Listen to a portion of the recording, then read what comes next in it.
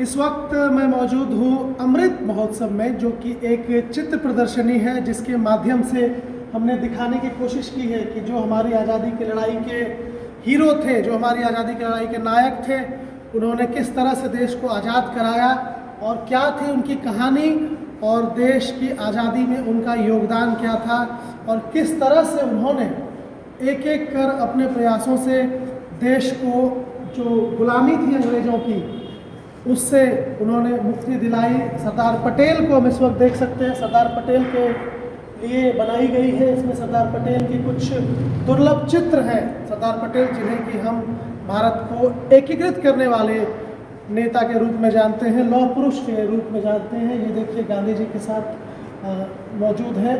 इसके अलावा सरदार पटेल की बहुत ही कुछ निजी तस्वीरें जिन्हें आपने बहुत कम देखा होगा, वो तस्वीरें इस वक्त हम देख पा रहे हैं। और उसके बाद दांडी मार्च की दुर्लभ तस्वीरें ये हम गांधी जी को देख सकते हैं।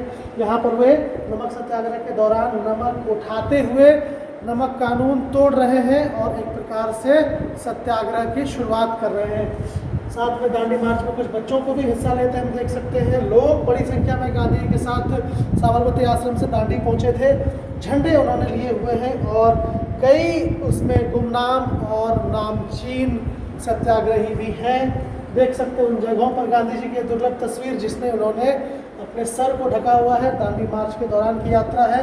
दांडी मार्च में भी साफ देख सकते हैं कि किस प्रकार से अहमदाबाद के साबरमती आश्रम से वे गुजरात के नवसारी तक गए थे और समुद्र के किनारे नमक बनाया था। दांडी मार्च का ये रास्ता अहमदाबाद से लेकर पूरे दांडी तक की यात्रा की इसमें कहानी है। कुछ और तस्वीरें देखिए गांधी जी की।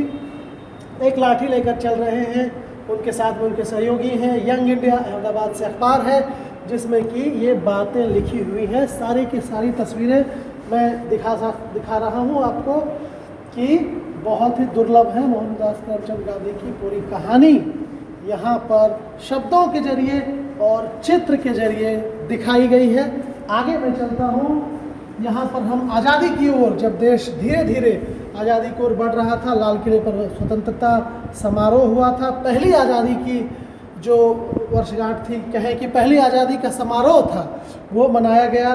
संविधान सभा में हम देख सकते हैं कि किस प्रकार से डॉक्टर अम्बेडकर और राजेंद्र प्रसाद संविधान सभा में संविधान को अंतिम रूप देने की तैयारी कर रहे थे। इसके अलावा अखबारों में उस दौरान जो बातें आती थी, 14 और 15 अगस्त 1947 की मध्यरात्रि है। पंडित जवाहरलाल नेहरू अपना प्रसिद्ध भाषण डेस्टिनी दे रहे हैं। देख सकते हैं आप आज़ादी के आसपास की कुछ और तस्वीरें। 46 की अंतरिम सरकार, 46 में वार्ता के दौरान पंडित जवाहरलाल नेहरू, सरदार पटेल और राजेंद्र प्रसाद। इसके अलावा आचार्य विनोबा भावे मौजूद हैं यहाँ पर, और नेताजी सुभाष चंद्र बोस, जो कि INA, जो कि उनकी आज़ाद हिंद फौज थी, उसके सदस्यों के साथ बैठे हुए दिखाई देते हैं।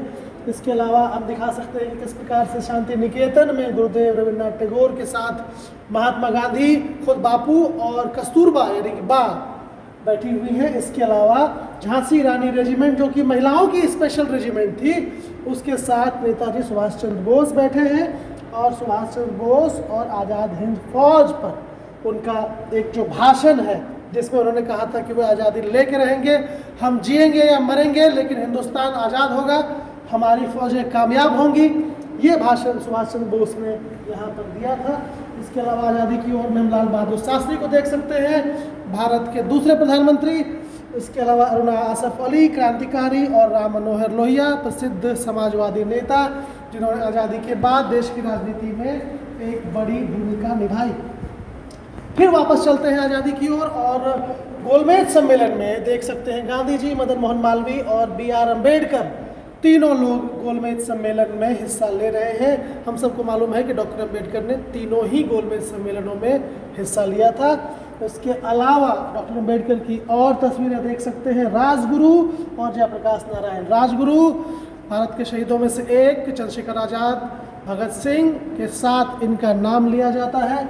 उसके अलावा सरोजिनी नायडू को हम देख सकते हैं, स्वतंत्रता सेनानी थी, कवित्री थी। मदन मोहन मालवीय काशी हिंदू विश्वविद्यालय के संस्थापक, कांग्रेस के कई बार अध्यक्ष रहे और स्वतंत्रता में अपना योगदान किया। गोविंद वल्लभ पंत उत्तर प्रदेश के पहले मुख्यमंत्री बने स्वतंत्रता के बाद। एक प्रसिद्ध स्वतंत्रता सेनानी थे। इसके अलावा मौलाना अबुल कलाम आज़ाद देख सकते हैं आगे मौजूद है, भारत के पहले शिक्षा मंत्री थे। इसके अलावा सुखदेव भगत सिंह के साथ इन्होंने भी शहादत दी थी।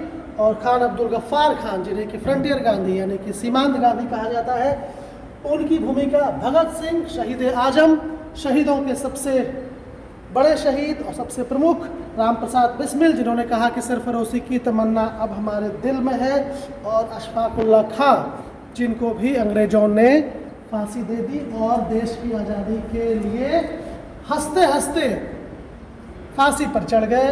चंद्रशेखर आज़ाद, नाम आज़ाद है और सोच भी इनकी आज़ाद थी। इसके अलावा उधम सिंह को हम देख सकते हैं, जिन्होंने कि जालियांवाला बाग हत्याकांड का बदला लिया, लंदन में जनरल ओडायर की हत्या कर दी। लाला लाजपत राय, लाल बाल पाल के लाल, जिनको कि सॉन्डर्स की लाठियों से जिनकी जान चली गई, जिन्होंने कि साइमन कमीशन का विरोध किया था।